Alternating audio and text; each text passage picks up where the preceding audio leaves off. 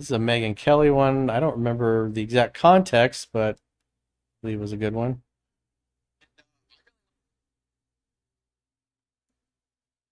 I wanted to ask about your thoughts on Barack Obama. He's like my favorite president of all time. I think he was great for this Rocco country. Ganja. It was really nice to see a beautiful black man in the office. And where would you rank him among like modern He's a U.S. beautiful presidents? Where would black you put him? man. Sorry, I didn't hear the landing. Like where would you rank Barack Obama out of the last few modern presidents? Like for me, he's number one. Like where would you put him? I would rank him in the 21st century at the very bottom. Yes, correct. At the beginning of Trump, 15, 16, we were coming off of Obama. And I used to say at that time, I think Obama is a good man, but a bad president, and that Trump is a bad man, but a good president. That's what I thought initially. And I completely had that wrong. I actually think Obama was a bad president, and I genuinely think he was a bad man. I know, sorry, controversial. And I think Trump is a good man and a good president. And the thing that I really object to about the Barack Obama years, having lived them and reported on him nightly on Fox News, is that I don't think we've had a more divisive president. People think President Trump is divisive. Let me walk you back through the Barack Obama years, okay? The first thing he did, was he seized control of 1/7 of the U.S. economy and shoved down our throats Obamacare, which the American people did not want and did not have majority support. It was the first time in our history that had ever been done, and the country was angry. He lied repeatedly, saying if you like your doctor, you can keep if you like your plan, you can keep your plan. It was a lie. You like your doctor, you can keep your I used to doctor. give him If the you benefit like your of the doubt, plan, saying you he can was keep your mistaken plan. about his own health care plan, because that's the kind of person I used to be. And then it became clear that he knew it was a lie because the facts came out. He knew it was a lie. So he lied intentionally and took people's doctors away, and people died. He got in there and said, elections have consequences. Too bad. I'm doing it. He's the one who injected race into the society at every turn. We never had a president do this before. And not just because he happens to be of mixed race. We never had a president take cases, legal cases, and I was a lawyer, practiced law for 10 years before I went into journalism, take legal cases that are in the news and comment on them in a way that's very provocative and stirs up anger, like the Trayvon Martin case. He's the one who made that a new practice of getting ahead of the evidence and dividing us on that issue. And we could be here all night, but those are a couple of examples. What did you think about this? They had bad audio. He's a garbage human. Not a fan at all. Lying sack of shit. Everything that came out of his mouth was a fucking lie. All the Russiagate stuff. The intelligence community came back and said, well, there's no evidence. There's no clear evidence that Trump has anything to do with Russia. And Barack Obama basically told him, well, come up with some evidence that ties him to it. And he basically made him create evidence that didn't exist. And they pushed that. And they weaponized the government against Trump because he didn't like him. And basically just kind of ran the Biden thing too. Yeah, I mean, that's sedition. That's treason. You can't do that. He didn't like how the people voted, and he thought he knew better. Oh, and here's the director of the FBI, another one that Trump nominated. He was recommended to him, but he's turned out to be a dirtbag little worm, another dirty cop, because he committed perjury as well in front of Congress. Same thing that they're charging Comey for. And the crazy thing about Director Comey is his case had been investigated. It was all ready to go. And we talked about this last week, but the attorney general that was just basically sitting on the case and trying to run out the clock on the statute of limitations, which was 5 years. So the investigation had already been done probably years earlier when Biden was in office. So the investigation was done and all the evidence was collected, the witnesses' testimony, everything was all in the file. And this attorney general that Biden, one of Biden's attorney generals, just sat on the fucking case because Comey was a Democrat and a Biden supporter, and he was just going to look the other way and let the clock run out.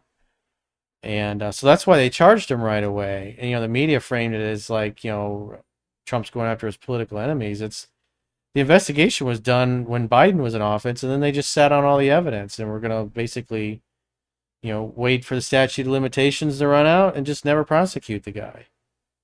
And that's just not right. And this guy, Christopher Wray, did the same thing. They asked him about the January 6th stuff. Hey, did you have agents in there? And he just, didn't did word salad and did verbal gymnastics, and but at the end of the day, he fucking lied because Kash Patel's come out. He's like, Kash Patel's the director of the FBI now. He's like, he had all the evidence and all the documentation. They classified all this stuff and stuck it in like a classified room, a skiff, I guess they call it, in bags that were locked up, and you had to have super high security clearance to even get in there to see what it was. So they had all the documents, but they just basically threw it in there and overly classified it, just figuring, and if it's not going to matter in a few decades. But Kash Patel went through all that stuff. They got all the evidence on these fucking dirtbags. So I hope Christopher Wray gets prosecuted too, because he's a dirty cop. He committed treason. Two were there in an undercover capacity on January 6th. How many were there? Again, I'm not sure that I can give you that number as I sit here. I'm not sure there were undercover agents on scene. You, There are 275, Kash Patel came out and said. 275 FBI people in the crowd. Whether there were undercover federal agents, FBI agents in the crowd or in the Capitol on January 6th? I say that because I want to be very careful. There have been a number of court filings related to some of these topics, and I want to make sure that I stick within what's in. I understand that, but I thought I heard you say you didn't know whether there were FBI agents or informants or human sources in the Capitol or in the vicinity on January 6th. Did I misunderstand you? I thought that's what you said. Well, I referred very specifically to undercover agents. Yeah. And so are you acknowledging then there were undercover agents?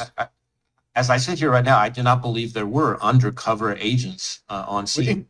He's just trying to get him on like a technicality. He's just evading, because the bottom line is there were 275. We know that now because, again, Kash Patel declassified it and released it. But back then, he didn't want that coming out because they were saying, look what Trump did. It was worse than the Civil War. It was all bullshit. It was worse than 9/11. Yeah, worse than 9/11. It was bullshit. He's fucking lying. The attack on democracy. And the media ran with it because they don't do any investigation. It's fucking insane. Oh, so this is something that's been going on, an ongoing investigation to all the Antifa and who's funding them. And so they've got the names of, I don't know if it's this video or maybe the next video that has the different names. So obviously everybody knows George Soros and his Open Society Foundation.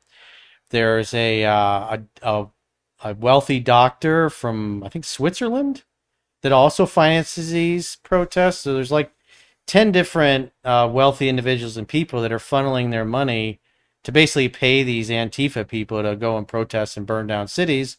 And so they're just following the money wherever it leads, and they're going to go after these fucking people.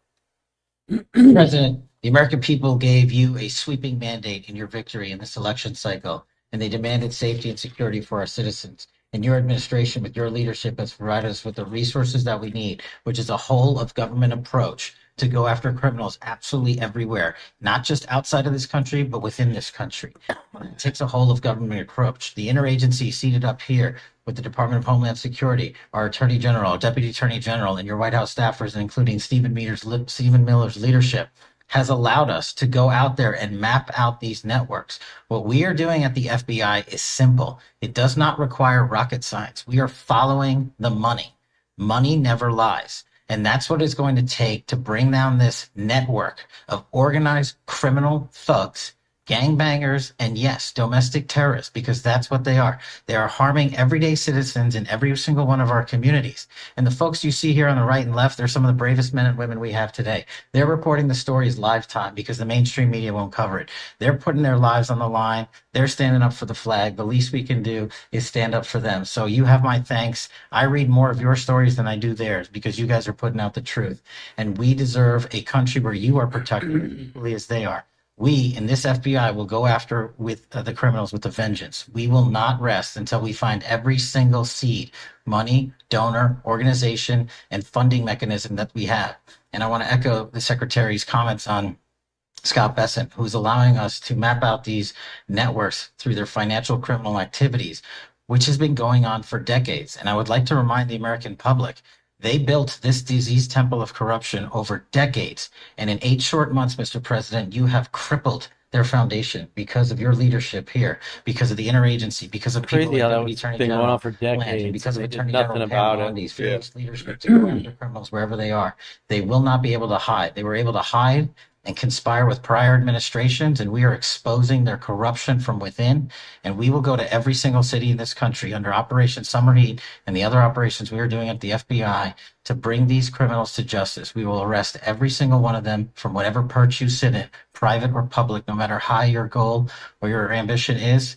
It will be crushed by the Constitution because the American people deserve law and order, and that's what we're going to give you.